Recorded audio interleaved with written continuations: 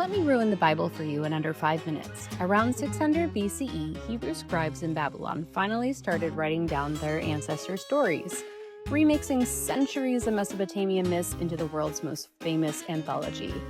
In the beginning, God creates the world in 7 days, and people from the dust of the earth. It's basically a monotheistic reboot of older Babylonian Enuma Elish creation story.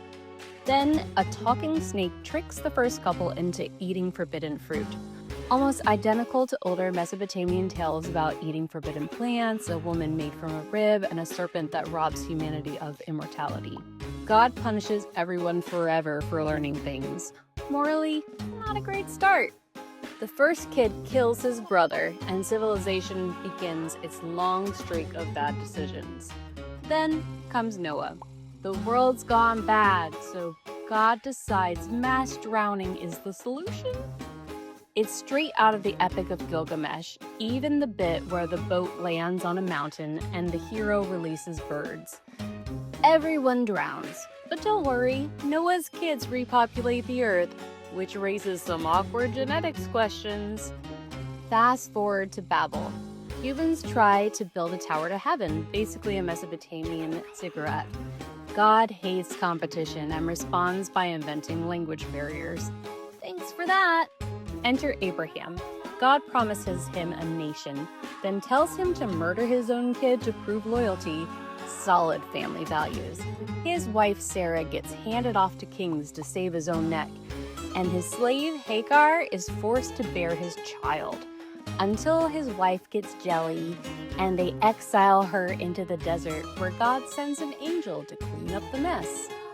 Then Isaac's son Jacob scams his blind father, wrestles an angel, gets renamed Israel, and produces 12 sons who start the 12 tribes. One son, Joseph, has prophetic dreams, and daddy gave him a fancy coat. His brothers hate him so much they fake his death and sell him into slavery.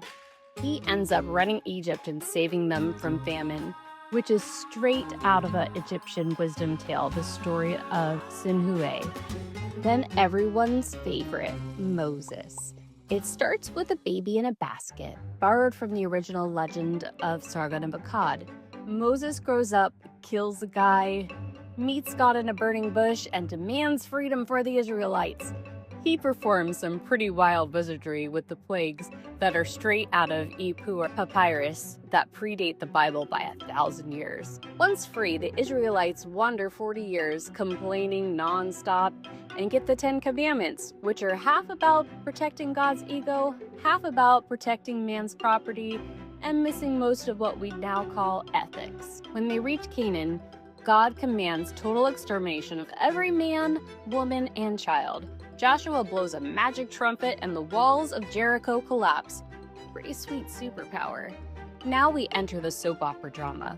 Judges rule. Samson, the original himbo, kills thousands with a donkey jawbone, loses his hair to Delilah, and dies bringing the house down. Then come the kings. Saul goes mad. David kills Goliath, writes poetry, murders a loyal soldier. After impregnating his wife, Bathsheba, their son Solomon grows up and builds the temple, collects 1,000 wives, and bankrupts the kingdom. After Solomon's son starts a civil war by telling the people he'll burden them even more than his father did, the kingdom splits in two, Israel in the north and Judea in the south. Prophets start shouting warnings. Elijah summons fire.